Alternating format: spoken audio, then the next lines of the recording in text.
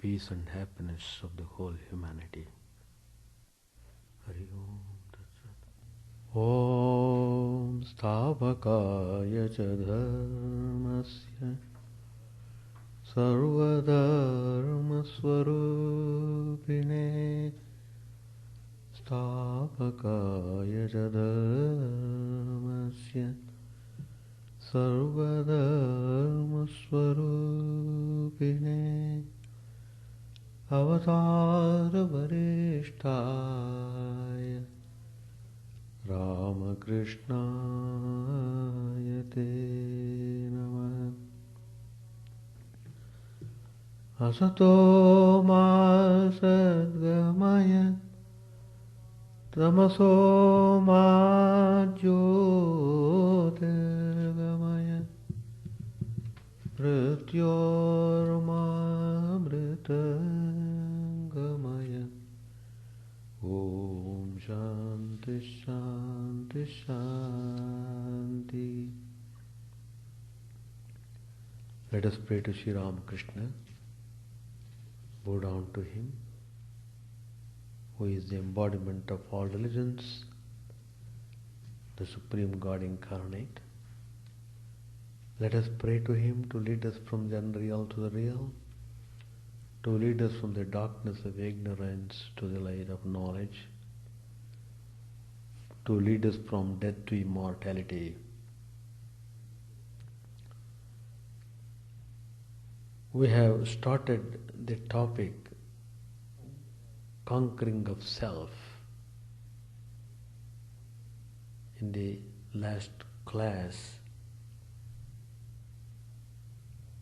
I have explained how Sri Ramakrishna has dealt with this subject, and it's very clear Sri Ramakrishna is assuring that one can realize one's inner self through sincere prayer. But to the extent that he has the desire to enjoy worldly objects, his vision of the self becomes obstructed.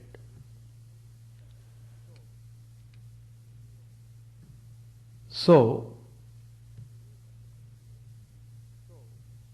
Swami Vivekananda has said in the Song of Sannyasin, he conquers all who conquers self.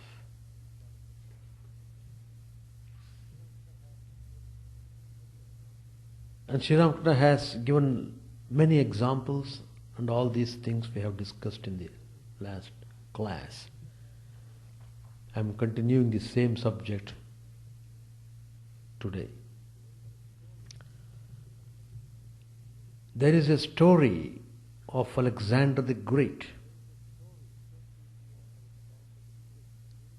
He came to India in about 325 BC after conquering many countries.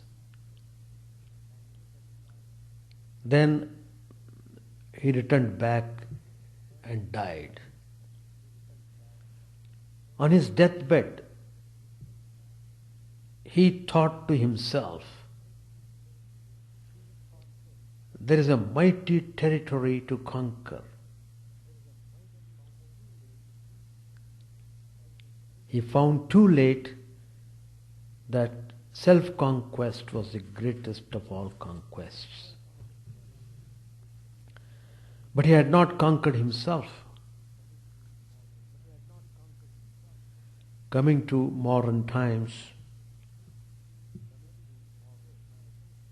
if we study and observe the things happening in the world, we find man has conquered a great deal. He has walked on the moon, he is probing the atmosphere of the planets. But has he conquered himself? That's the big question. Unless he conquers himself properly, he can't have real peace and joy. He can't be free. He'll be in bondage as long as his mind is occupied by desires. So here comes the significance of the spiritual teachers. They say that the real conquest is the conquest of our lower nature. As I said in the last class, our lower nature has become very powerful and he is ruling us. The lower self is like a very naughty child. As long as you keep a watch over him, he's all right. But the moment you turn your eyes away from him, he is up to some mischief. Now, who is to keep his eyes on this naughty child? The higher self. I have said in the last class, everybody has got two selves. One is lower self and the other higher self.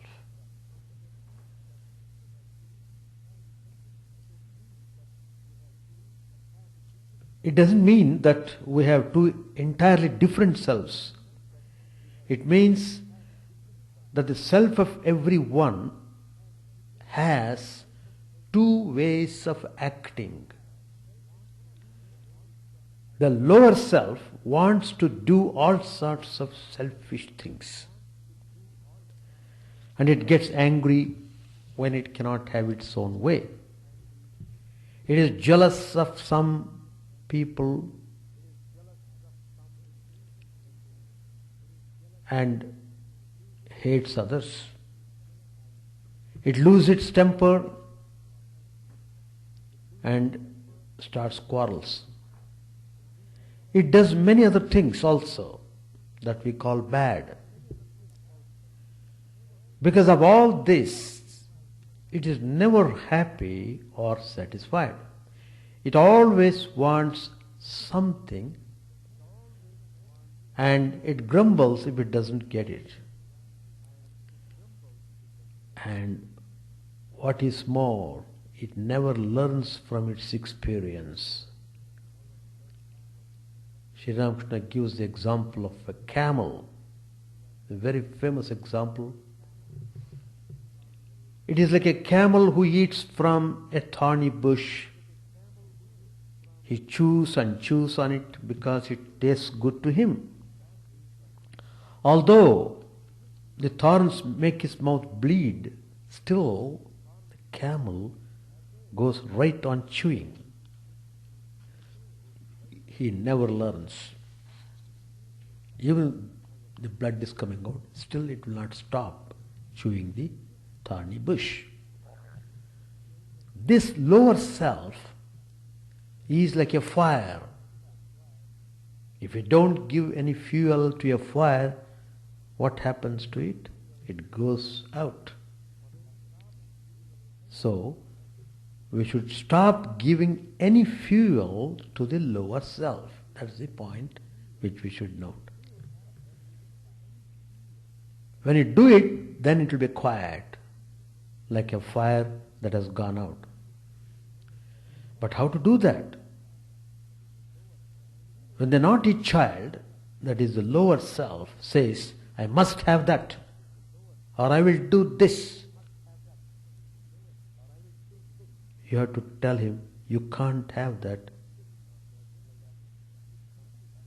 and you will not allow it to do that. In order to say like that, you have to be very firm with him. That means you have to control him, not allowing him to control you.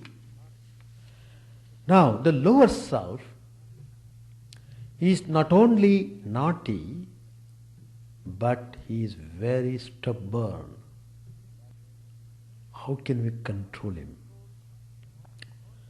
So in order to control or to conquer anyone, we first have to make a careful study of him. You must have the clear picture of what you are going to do, how you are going to fight.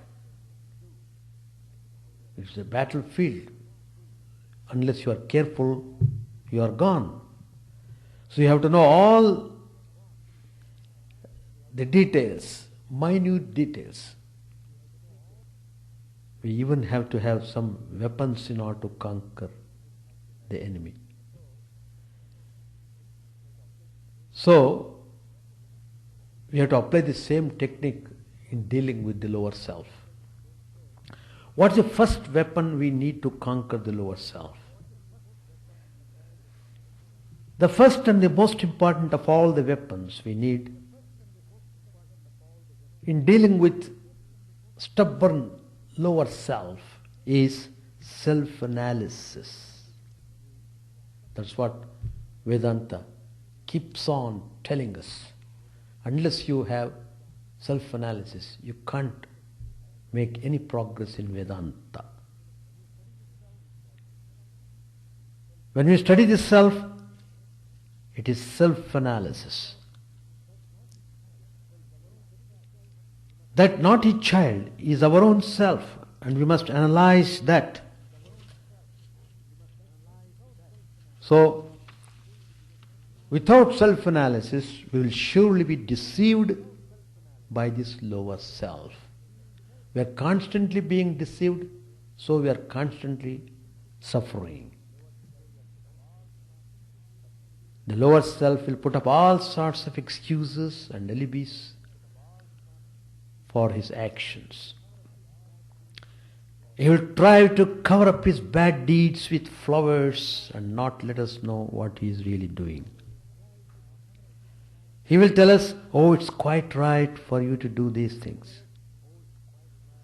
Why bother about listening to teachers? Why strain your conscience? You got the body, you got the objects of pleasure, enjoy them. You are here born to enjoy. So make use of your whole system towards that end. That's how the lower self drags you down. He is like a devil goading us on and leading us in the end to more and more trouble and unhappiness. He pretends to be our friend, of course, but he is our worst enemy. Who is the worst enemy? The lower self. Swami Vivekananda has said in one of his teachings that the devil comes in many guises. The devil comes in many guises. Anger in the form of justice. Passion in the form of duty. We have to be very wide awake and make a thorough study of this. Devil, this lower self. We have to know very clearly about this, because finally you have to conquer this devil. It's a stubborn lower self. If the lower self is very strong in us, he is like a deadly enemy. In order to fight a strong enemy, a clever warrior has to learn all about his main forts and strongholds. He has to learn who the powerful generals of the enemy are and what tactics they use. What are the forts of the lower self? I am leading you towards self-analysis. Self-analysis is the best weapon, as I said. That's the message of Vedanta, self-analysis. What are the forts of the lower self? There are two forts. One is the mind. The lower self sits there planning all kinds of mischief. Then there is another fort, mother fort. Mother fort, it is intellect. When lower self has possession of that fort, he makes fool of us. Even though we know well enough what is the right thing to do, he makes us do the wrong thing. He makes intelligent people act like fools. We have to find out whether the lower self is settled in these two forts, the mind and the intellect. And he usually is. We said that we have to know who the powerful generals of the enemy are. Who are they? These are 6 top generals of the enemy. It's all well organized force. Who are these generals? The first general is lust, anger, greed, infatuation, vanity and jealousy. These are the 6 generals. Lust is when we feel an excess of desire and passion, when we want to possess things and people. Anger is a thing we all suffer from. It makes lose our temper and hate people. Greed is just plain selfishness. Then comes infatuation. The lower self is so full of desires that it makes us do many foolish and irresponsible things. It makes us almost blind to what we are doing. That's what infatuation is, moha. Then vanity, with all its bad habits, it becomes vain and proud. Then jealousy. It is like the sting of a poisonous snake. It enters the bloodstream just like that poison, and it is hard to get it off. Only by analyzing all these generals of the lower self are we able to conquer him. We have to direct the searchlight of self-analysis on each of these 6 strong generals. We have to bring them out in the open from the 2 forts, the mind and the intellect, where they are hiding. If they are forced out from these forts, they will have no place to hide, and we will find them beating a retreat. Once we have become experts in using this great weapon of self-analysis, control over the lower self will become easy. Once the lower self is thrown out from the 2 forts, the higher self will occupy them.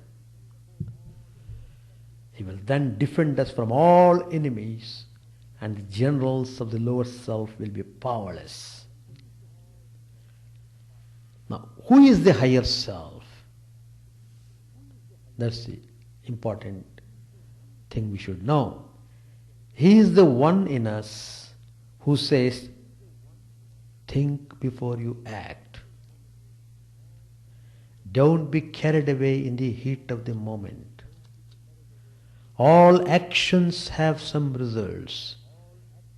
Do you really want to reap the results of your careless and thoughtless actions? No, of course not. Then beware. He also says, follow what you know in your heart to be right. Then you will never regret what you have done.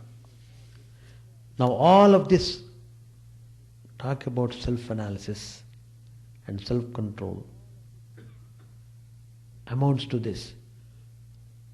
We have to control the lower self, otherwise we are all at his mercy. We are under his control. We can't control him by analyzing all our motives and actions.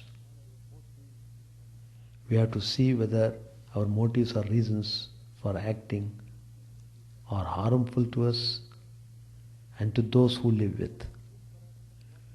We also know what is good for us and what is harmful. Why should we be like that silly camel? Why not be masters of ourselves instead of slaves to our desires and cravings?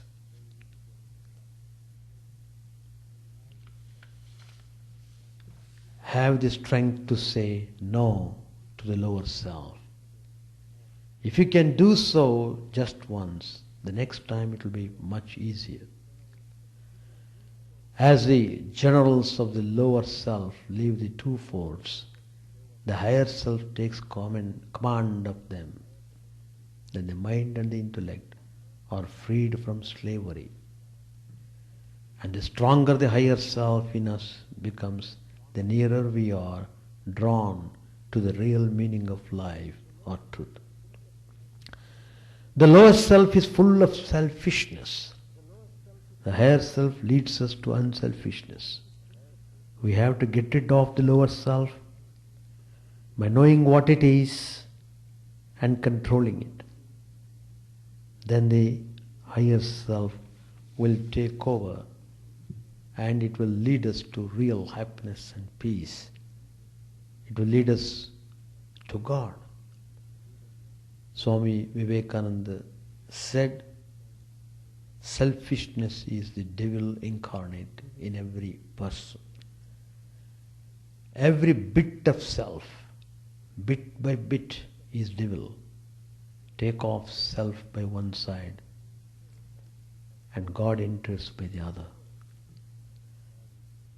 So, the whole process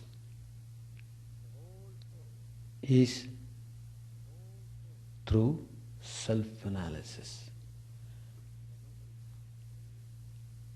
Then only you will be able to conquer the lower self.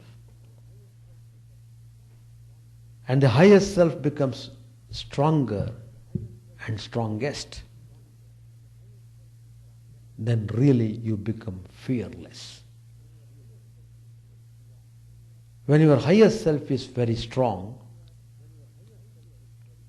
when your ideas and actions are well based on principles and disciplines, you enjoy the fruit of fearlessness. And you become really happy because you are not afraid of anything, and you have conquered the lower self by not yielding to what the lower self wants. In the process of self-analysis, by strong determination, by tremendous willpower, you have been able to weaken the lower self to the point it is almost dead. And then you really enjoy the beauty of purity and happiness. Purity itself is happiness. Pure thoughts, pure actions, they give tremendous joy. And finally you conclude that selflessness is the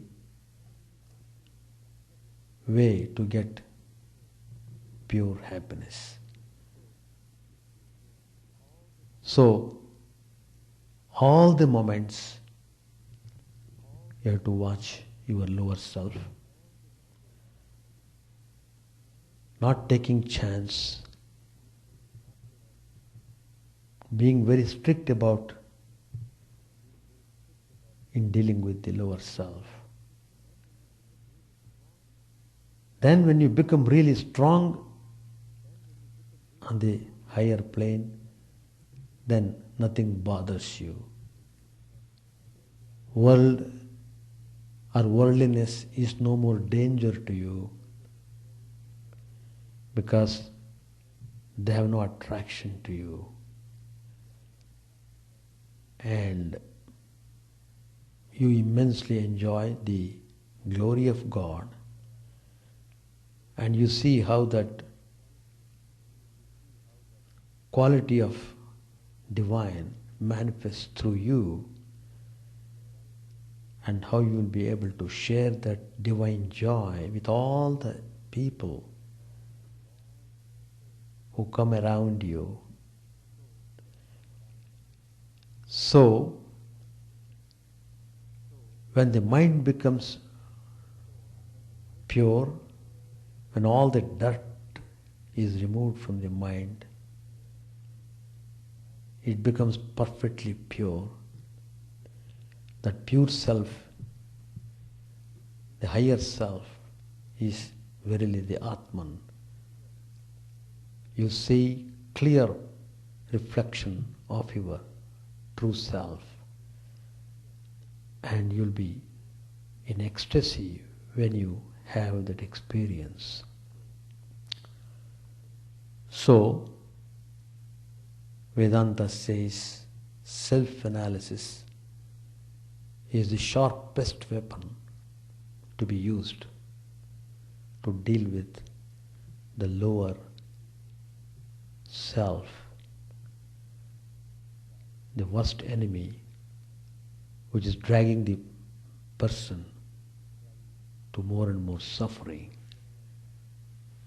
And 6 generals are helping the lower mind all the time. Kama, Krodha, Lobha, Moha, Matsarya. So, unless you are strong, you can't give a good fight. So you have to remove these generals from the fort, mind and intellect. Then God manifests there. Then you will have real happiness, and you feel you have fulfilled your life. So that is how the conquering of self helps you to have the vision of God, to have the experience of Samadhi. Chapter 35, page 677, at the Star Theatre, Sunday, December 14, 1884, Sri Ramakrishna arrived at the Star Theatre on Baden Street in Calcutta to see a play about the life of Prahlad. M. Baburam, Narayan, and other devotees were with him.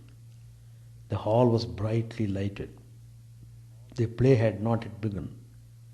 The master was seated in a box talking with Girish. Master said smilingly, "Oh, you have written a nice plays." Girish said, "But sir, how little I assimilate, I just tried." Master said, "No, you assimilate a great deal. The other day I said to you that no one could sketch a divine character unless he had love of God in his heart. Yes, one needs to assimilate spiritual ideas. I went to Keshav's house to see the play, Navavrindavan. I saw a deputy magistrate there who earned 800 rupees a month. Everyone said that he was a very learned man. But I found him restless because of a boy, his son. He was very anxious to find a good seat for the boy. He paid no attention to the spiritual conversation of the players. The boy was pestering him with questions. Father, what's this? What's that? He was extremely busy with the boy. You see, he merely read books, but he didn't assimilate the ideas. Girish said, I often ask myself, why bother about the theatre anymore? Sri Ramakrishna answered, no, let things be as they are. People will learn much from your plays. The performance began. Prahlad was seen entering the schoolroom as a student. At the sight of him, Sri Ramakrishna uttered once or twice the word Prahlad and went into samadhi. During another scene, Sri Ramakrishna wept to see Prahlad under an elephant's feet. He cried when the boy was thrown into the fire. The scene changed. Lakshmi and Narayan were seen seated in Golok. Narayan was worried about Prahlad. This scene too threw Sri Ramakrishna into an ecstatic mood. After the performance, Girish conducted Sri Ramakrishna to his private room to the theatre. He said to the master, would you care to see the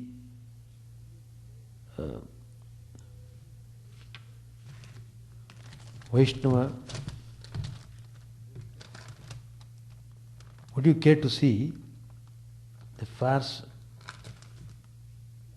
Vivaha Vibharta, the confusion of marriage? Master said, oh no. Why something like that after the life of Prahlad? I once said to the leader of a theatrical troupe, end your performance with some religious talk. We have been listening to such wonderful spiritual conversation, and now to see the confusion of marriage, a worldly topic, we should become our old selves again. We should return to our old mood. Girish said, how did you like the performance? Master said, I found that it was God Himself who was acting the different parts. Those who played the female parts seemed to me the direct embodiments of the blissful mother, and the cowherd boys of Goloka, the embodiments of Narayan himself. It was God alone who had become all these. There are signs by which you can know whether a man has truly seen God. One of these is joy. There is no hesitancy in him. He is like the ocean. The waves and the sounds are on the surface. Below are profound depths.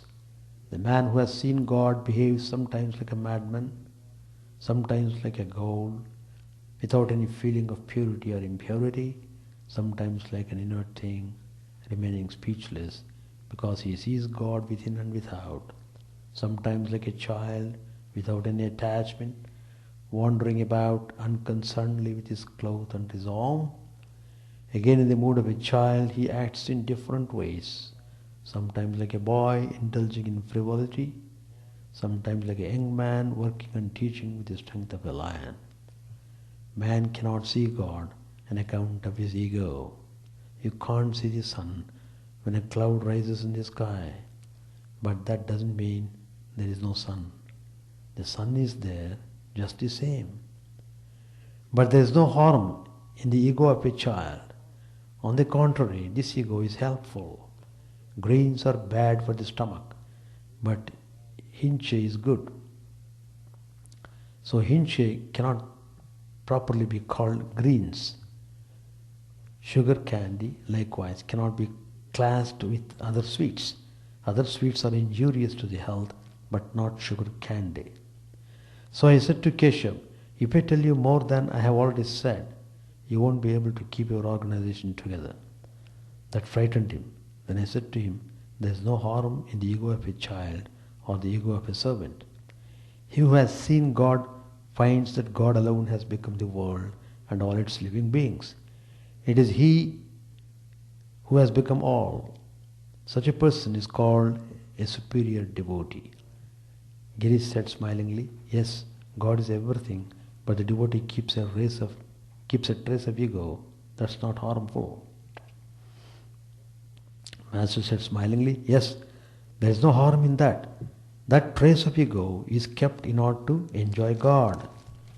You can enjoy divine bliss only when you make a distinction between yourself and God, the distinction between the servant and the master. There is also the devotee of the mediocre class.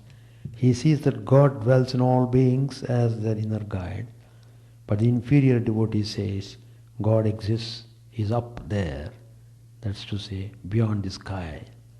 All laugh. When I saw the cowherd boys of Goloka in your performance, I felt that God has become all. He who has seen God knows truly that God alone is the doer, that it is He who does everything. Girish said, sir, I know truly that it is God who does everything. Master said, I say, O mother, I am the machine and you are the operator. I am inert and you make me conscious. I do as you make me do. I speak as you make me speak. But the ignorant say, I am partly responsible and God is partly responsible. We shall stop here. So, we are suffering in this world because our lower self is very strong. We have allowed the lower self to rule over us. And we are dancing according to the tune of the lower self. According to whims and fancies of the lower self, we are just keep dancing all the time. So, that's why we are in a way unhappy, though we look apparently happy. Real happiness comes only by the realization of the true self. When you conquer the lower self, then you will be able to realize your true self. In order to do that, you must have strong determination, strong willpower,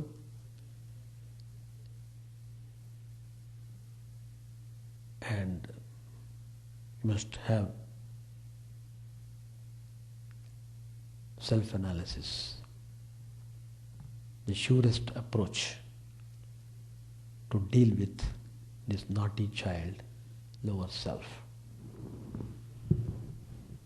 Any question to ask? You are in discussion, you are welcome to make. So mind and intellect are the two forts. Those forts are occupied by 6 generals.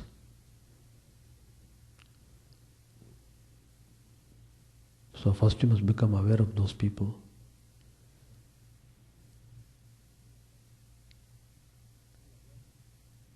So full awareness, full consciousness. Every moment you must be aware of what you are doing.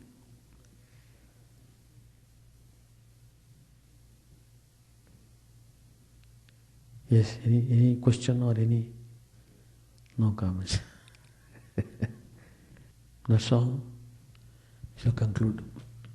Chant the name of the Lord and His glory unceasingly, that the mirror of the heart may be wiped clean and quench that mighty forest fire, worldly lust raging furiously within. O name streamed down in moonlight on the lotus heart, opening its cup to knowledge of thyself. O self, drowned deep in the waves of His bliss, tasting His nectar at every step, bathing in His name, that bath for weary souls. Various are thy names, O Lord, in each and every name thy power resides. No times are set, no rites are needful for chanting of thy name. So vast is thy mercy. How huge then is my wretchedness, who find in this empty life and heart no devotion to thy name. O my mind, be humbler than a blade of grass. Be patient and forbearing like a tree. Take no honor to thyself, give honor to all. Chant unceasingly the name of the Lord. O Lord and soul of the universe, mine is no prayer for wealth or revenue. The playthings of lust or the toys of fame. As many times as I may be reborn, grant me, O Lord, a steadfast love for thee. A drowning man in this world's fearful ocean is thy servant, O sweet one. In thy mercy consider him as dust beneath thy feet. Ah, how I long for the day when an instant's separation from thee, O Lord, will be as 1,000 years, when my heart burns away with its desire, and the world without thee is a heartless void. Prostrate at thy feet let me be, in unwavering devotion, neither imploring the embrace of thine arms, nor bewailing the withdrawal of thy presence. Though it tears my soul, listen. O thou who stillest the hearts of thy devotees, do with me what thou wilt, for thou art my heart's beloved, thou and thou alone. O Lord, lead us from the unreal to the real, lead us from darkness to light, and lead us from death to immortality. May all be free from dangers, may all realize what is good, may all be actuated by noble thoughts, may all rejoice everywhere. May all be happy, may all be free from disease, may all realize what is good, may none be subject to misery. May the wicked become virtuous, may the virtuous attain tranquility, may the tranquil be free from bonds, may the freed make others free. May good betide all people, may the sovereign righteously rule the earth, may all beings ever attain what is good, may the worlds be prosperous and happy. May the clouds pour rain in time, may the earth be blessed with crops, may all countries be freed from calamity, may holy men live without fear. May the Lord, the destroyer of sins, the presiding deity of all sacred works, be satisfied. For he being pleased, the whole universe becomes pleased. He being satisfied, the whole universe feels satisfied.